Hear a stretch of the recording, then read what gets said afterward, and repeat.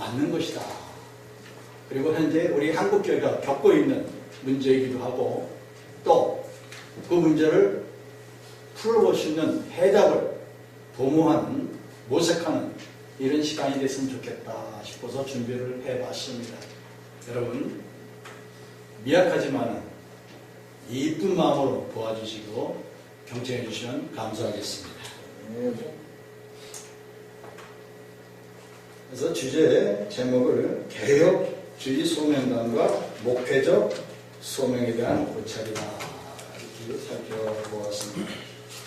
그래서 저는 그 많은 목사님들을 만나면서 느끼는 게 있어요. 왜 저분이 목사가 됐는가? 어떻게 저런 사람이 목사를 하고 있는가? 이런 분들을 좀 뵀어요. 그래서 이건 아니다. 오늘 한국교회가 겪는 과정이 바로 이런 데 있지 않는가 등등 여러 가지가 생각하게 되더라고요. 그래서 오늘은 그 부분을 다룰 것인데 그걸 다루려다 보니까 역사적 배경을 우리가 무시할 수 없더라고요.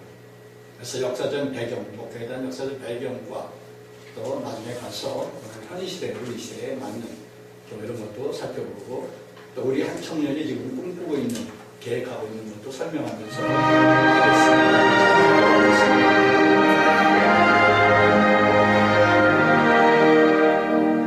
내 맘에 주여 소망 되소서 주 없이 모든 일 버려요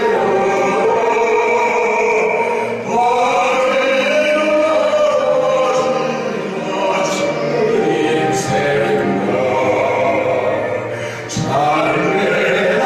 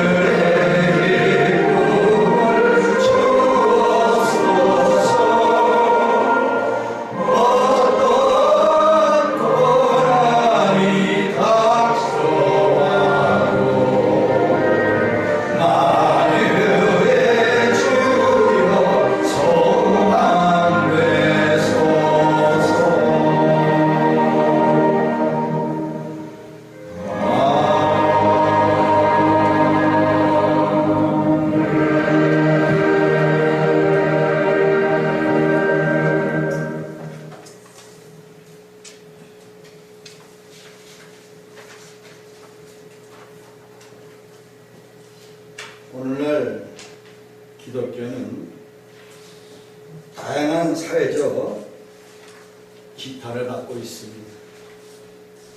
특히나 우리 목회자들의 이탈로 말미암아서 그 기대한 영향을 미쳤다고 볼 수 있습니다. 다시 말하면 우리 목회자들이 어떻게 보면 기탄의 대상이 되고 있다. 흔히들 기독교회가 지금 많은 비난을 받고 있다. 이런 얘기 많이 듣습니다. 근데 그 비난의 내용을 보면 윤리적인 문제들이 많이 대두되고 있어요. 또 또 목회자의 자질 부족으로 인하여서 일어나는 일들도 시심찮게 일어나고 있습니다. 그리고 또 때로는 어느 목회자의 욕심 때문에 정말 세상을 시끄럽게 하는 이런 일도 종종 있고, 또 때로는 세상 법정에 가서 다투는 이런 일도 종종 있습니다. 어쨌든 간에 정말 우리 한국교회가 하나님의 은혜로 급성장을 했는데 열매가 참 끝까지 좋아야 될 줄로 믿습니다.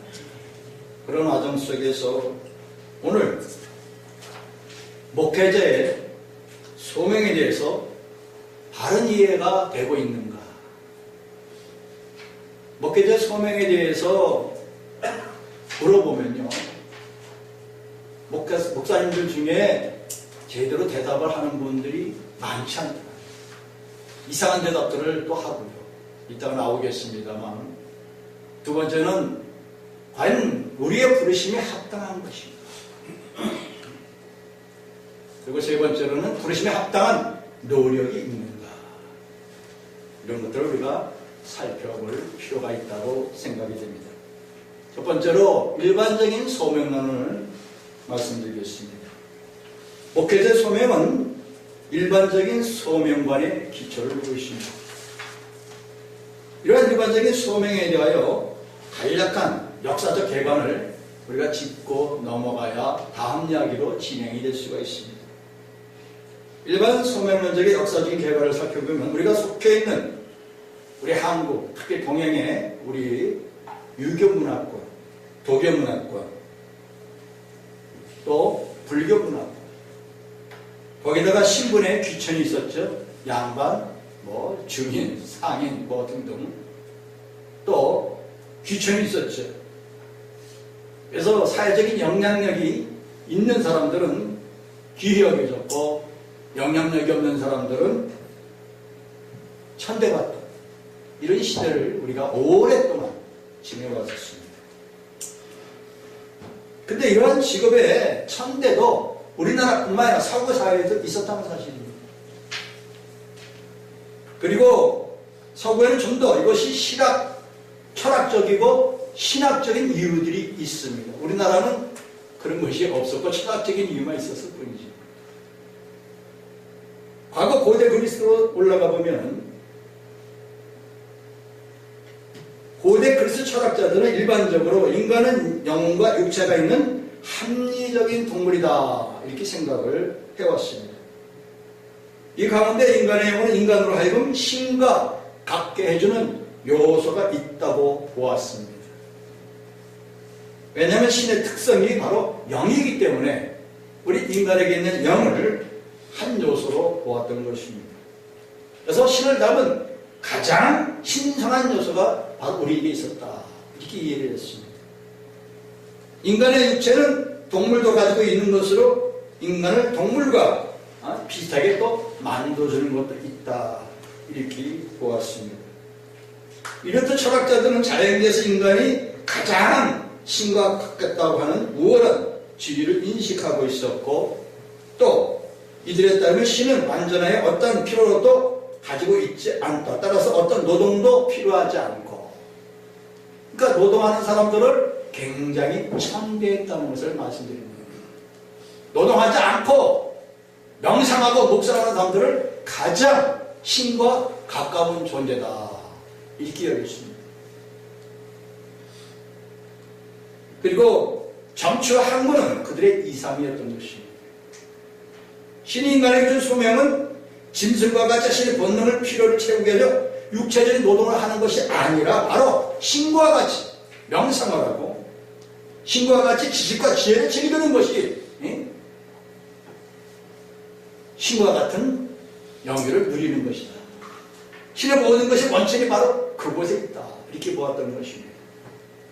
그래서 목숨과 같은 영혼의 삶은 인간의 삶을 신과 같게 하고 노동과 같은 육체적인 삶은 인간을 동물과 같게 해준다 해서 바로 이 서구사회에서 가장 유명하게 번졌던 사상이 하나인데 바로 성 이냐시오의 관상기도입니다. 그 관상기도를 보면 그 간상기도를 하다 보면 신과 대화가 이루어져요. 이걸 최고의 신의 경지, 손의 경지로 보았던 것입니다. 저도 한때 한번 그걸 시도를 해본 적이 있어요. 성인야쇼의 간상기도 뽑아야 되겠어요. 근데 과연 신뢰하게 될까요? 어렵죠? 어쨌든 간에 일반적으로 이런 그리스 전통을 따르는 아리스토텔레스, 서구화에서 가장 위대한 철학자죠. 지금도 세계가 인정하는 철학자 중에 아리스토텔레스는 최고로 꼽습니다. 그런데 이 아리스토텔레스 전통에 의하여 이 철학이 점점 정교하게 다듬어지기 시작합니다. 그래서 사람들의 삶을 생산적인 삶, 실용적인 삶, 명상적인 혹은 관적인 삶 등 세 가지를 구분해 놓고는 사람들을 신분을 나눠놨어요. 여기서 생산적인 삶이라는 것은 신체적인 삶의 필요를 충족시키기 위해서 노동하는 것, 일하는 것, 이런 걸 말합니다. 또 실용적인 삶은 정치인이나 시민들이 정치적인 삶을 살기 위해서 또 명예를 얻기 위해서 이뤄내는 일들, 이런 삶을 바로 생산적인 삶보다는 한 단계 위의 삶이다 이렇게 보았다 합니다. 그 위의 단계, 최고의 단계가 있는데 바로 그게 명상적인 삶입니다. 그러니까 아무것도 안 하고 명상만 하면은 그게 최고로 좋은 것이다. 최고의 가치가 있다. 이렇게 얘기했습니다. 이게 아리스토텔레스의 철학입니다. 아리스토텔레스에게는 신들이 생존하고 다른 사람들과 상호작용할 필요가 없습니다. 아리스토텔레스에 있어서 하나님은 순수 현실태이면서 순수 형성의 최고의 선이다 이렇게 정리할 수 있습니다. 그 설명은 이제 각주를 제가 다뤄놨으니까 나중에 읽어보시기 바랍니다. 따라서 진료가 없어요. 진료가 없다는 건 아리스토텔레스에게서의 기본 철학, 기본 용어는 진료입니다. 근데 이 진료가 없기 때문에 불가합니다. 영원합니다. 그래서 여기에는 가능태가 없어요. 가능태가 없고 오직 순수 현실태만 있습니다. 그러니까 좀 설명이 좀 힘들죠. 그러면 쉽게 설명하면요, 가능태라는 것은 나무의 종자입니다. 종자를 뿌리면 나무가 자라겠죠. 나무가 자라서 나무가 되겠죠. 나무는 현실태입니다. 자란 나무는 현실태고 종자는 가능태입니다. 그렇게 이해한다면은 아리스토텔레스의 철학은 가능태가 없어요. 종자가 없어요. 오직 뭐가 있어요? 현실태, 나무가 있는 거예요. 지금 우리가 생각해보면 참 어리석은 철학입니다. 말도 안 되죠? 근데 그 당시에 이게 통했다는 얘기죠. 그리고 그거를 명상하는 게 최고의 경지라고 봤어요. 따라서 우리가 명상시 사고에 참여할수록 더 많은 신이 되고 지복이 된다. 이렇게 말합니다. 지복이라는 건 더 없는 행복을 말합니다. 그러니까 이 이상의 행복은 없다는 얘기예요. 최고의 행복은 여기에 있다는 거예요. 그러니까 인간들이 그 행복을 추구하기 때문에 뭐가 되겠어요? 이것이 이제 중세의 교회로 넘어가기 전에 철학입니다. 그래서 이들은 명상적인 삶이야말로 신이 인간에게 요구하는 최고의 소명으로 봤던 겁니다. 지금 소명론을 다루다 보니까 이야기를 하는 겁니다. 이게 중세 이전의 소명론이다. 그럼 중세 시대에서 소명론이 어떻게 바뀌는가? 최고선이 하나님에 대한 명상으로 여기서도 여겨집니다. 이게 최고의 행위예요. 그러니까 아리스토텔레스의 영역을 벗어나지 못하는 거예요. 거기서 좀 더 발전하는 거예요. 이제. 그래서 궁극적인 인간의 목적은 지복직관이다. 이렇게 말해요. 지복직관. 지복직관은 뭐예요? 하나님 나라의 영광, 복된 시현. 그러니까 진짜 더워서 이거 좀 벗겠습니다. 너무 많이 틀고 나서 좀 돌아 좀 끄셔야 돼요.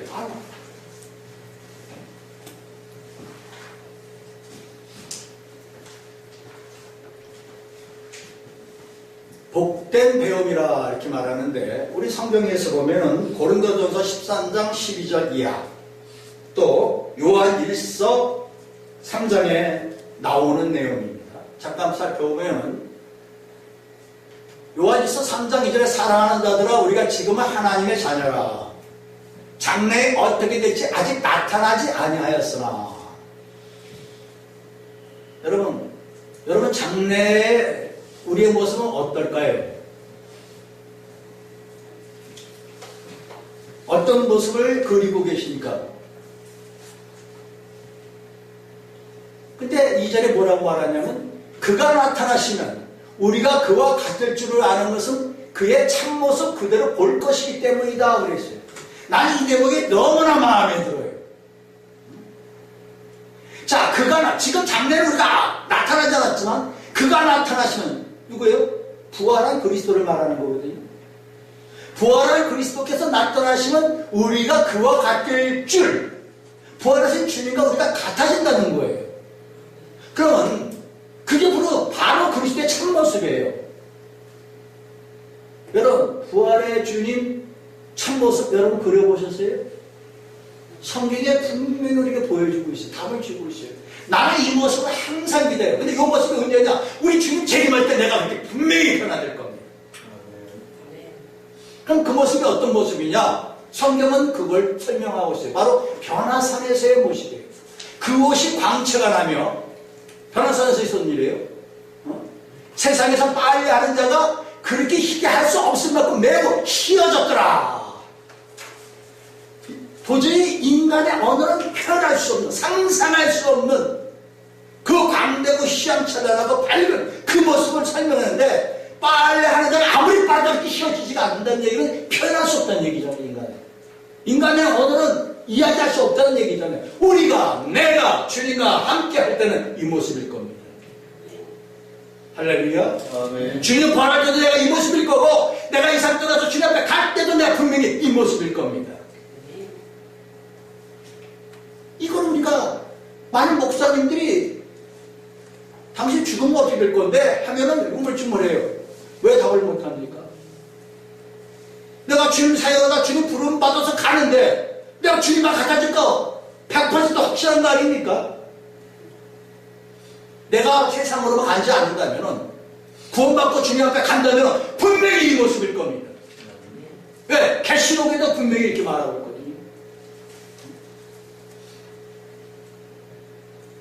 따라서 중세계의 철학자 아퀴나스가 예를 들면 아리스토텔레스의 철학적 방법론을 기독교 신학에다가 접목을 시켜버려요.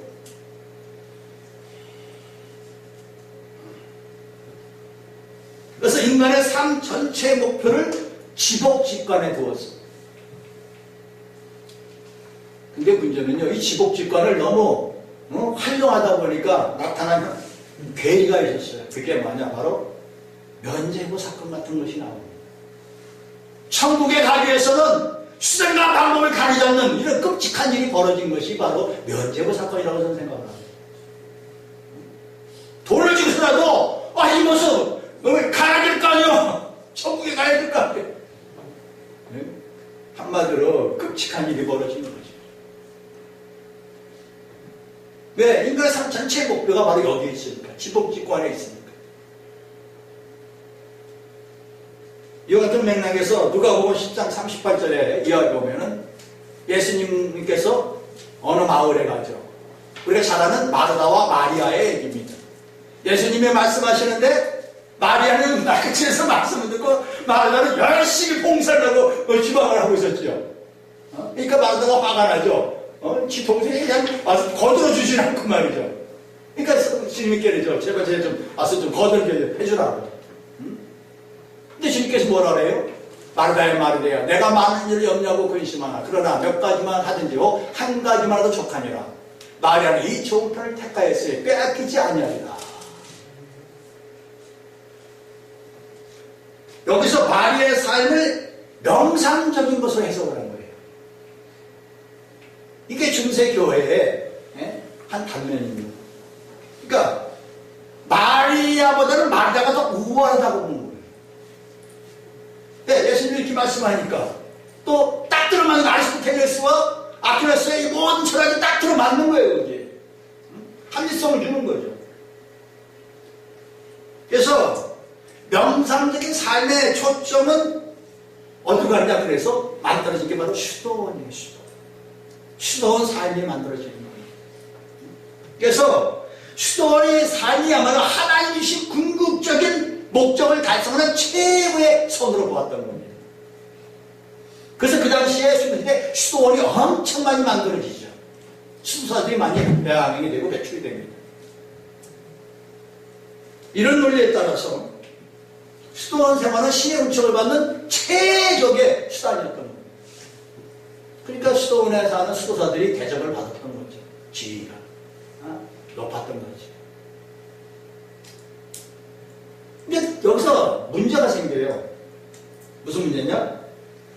이웃을 경제더라도 수도원 생활만 하면 다 오케이야. 부모가 뭐고 다 경제더라도 수도원에만 들어가면 다 오케이야. 다 덮어지는 거예요, 그냥. 이런 참 웃지 못할 비극도 일어나는 겁니다. 그래서 소명을 성직과 세속직으로 구별을 했어요, 그때는. 그러니까 소명이 성직이면 최고고 세상직은 그 이하고. 그래서 이렇게 이완화시킴으로 해서 기독교가 이 사회에서의 역할을 약화시키게 만든 거죠. 한마디로 사회와 기독교가 분리가 되어버려요. 이런 끔찍한 결과가 만들어집니다. 우리는 세상에 속해 있는 교회입니다. 할렐루야. 세상과 동떨어진 교회가 아니지 않습니까? 그 다음에 그 시대에 나타난 인물이 바로 우리가 잘 아는 루터입니다. 루터의 역할에 비추한 소명을 우리가 꼭 살펴볼 필요가 있는데, 루터와 칼빈의 소명사상은 중세시대의 직업윤리와 연결이 됩니다. 그래서 직업윤리를 근본적으로 바꾸는 게 바로 루터와 칼빈입니다. 이전까지는 직업, 노동을 천대시했어요. 근데 루터와 칼빈 시대면서 노동이 꼭 천대만은 아니다. 이것도 하나님의 은사요. 하나님의 맡겨주신 소명이다. 그러니까 루터는 모든 직업을 하나님이 주신, 개개인 주신 소명으로 봤고요. 칼빈은 하나님께 주신 각각의 은사로 보았던 겁니다. 이 차이가 있어요. 근데 루터와 칼빈이 동질하면서도 서로 다른 내용을 말하고 있죠. 그래서 루터의 직업관에 따르면 하나님은 지상사회에서 구조로 인간을 세상에 창조하셨고 이 사회 구조물을 선기적으로 만들었어. 이게 루터의 소명관이에요. 그러니까 하나님께서 나에게 소명을 줘서 넌 이거 해야 넌 저거 했으면 그걸로 가는 거야, 죽을 때까지. 그러니까 중도에 뭐 바꾸거나 뭐 하거나 그게 쉽지가 않은 거예요.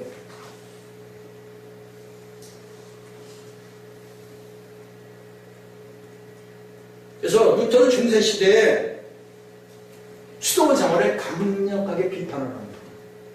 그래서 제일 먼저 수도사 다 때려치잖아요. 우리가 알다시피 수녀로 데리고 나가서 결혼해버리잖아요. 천주교에서는 저것이 바람나서 그랬다는데 그게 아니에요. 바로 수도 생활을 가장 비난하면서 그걸 몸소 제일 앞장선 사람이 모범을 보인 거예요. 근데 많은 사람들은 그거를 잘 몰라요. 그러니까 오해를 하는 거야. 여자가 누시더라고 눈 맞아갖고 말이야 저렇게 했다고 하는데 많은 사람들이 그렇게 이해를 하고 있어요. 너무 잘못 알고 있는 거죠. 그 당시에까지 수도 생활이 최고로 가는데 이걸 깨려면 어떻게 해야 돼요? 자기 스스로가 먼저 파괴를 해야 될 거 아니에요. 근데 사람들은 그걸 갖다가 색안경을 쓰고 보았다는 얘기죠.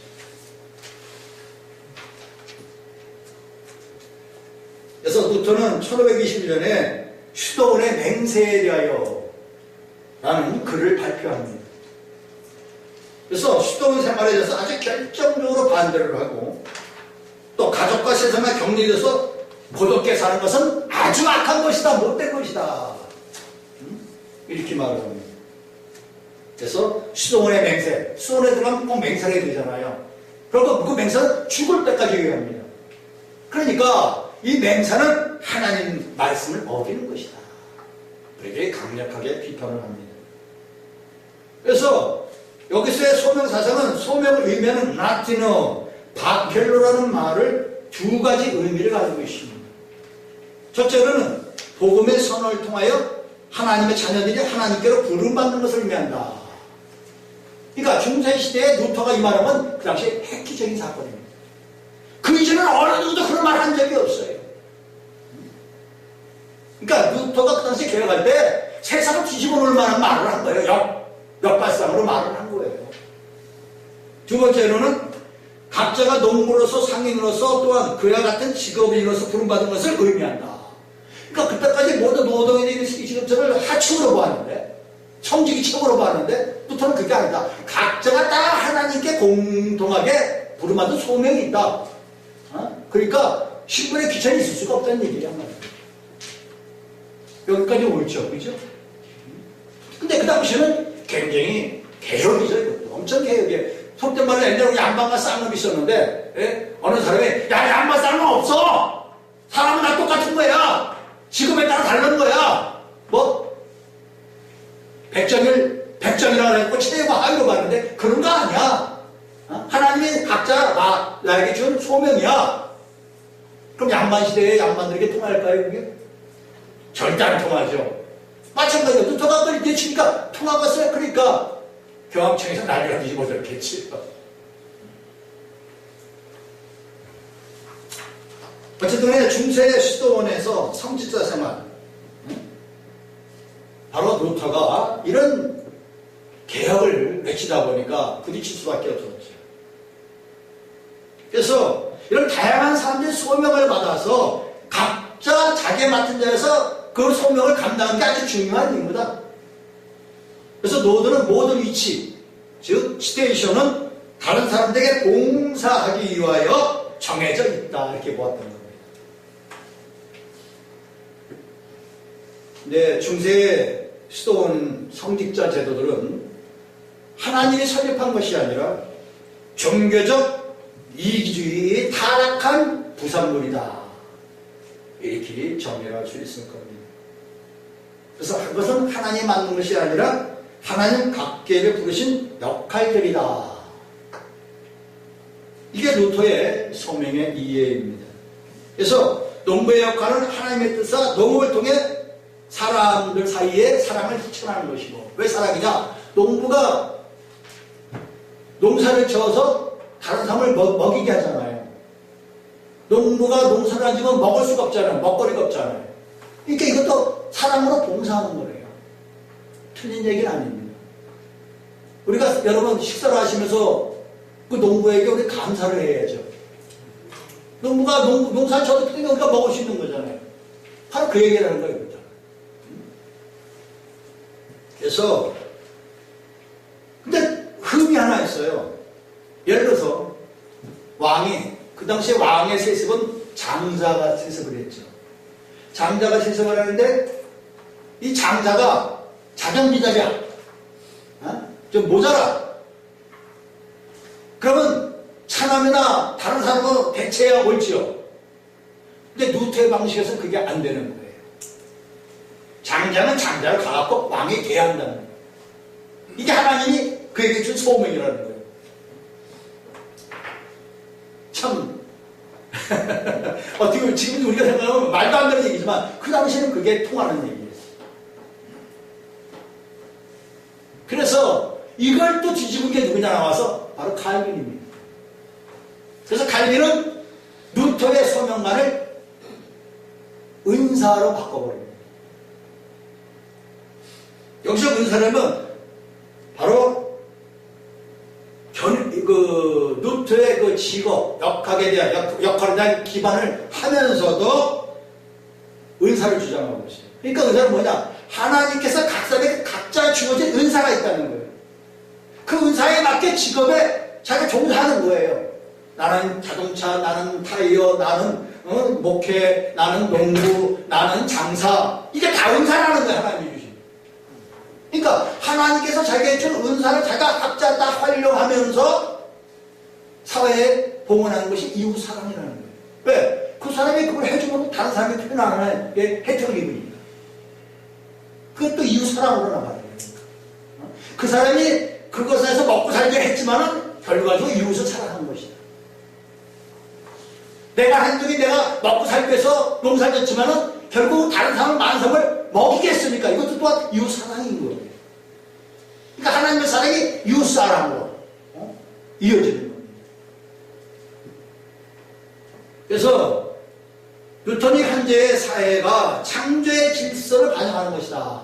그러니까 하나님의 천지 창조의 질서가 바로 이거라는 거죠. 각자에게 주어진 은사대로 각자 은사대로 이 세상에서 봉헌하면서 헌신하면서 섬기는 거예요. 하나님이 그렇게 만드셨다는 거예요. 그래서 이 사회는 아름답게 굴러간다고 보는 것이죠.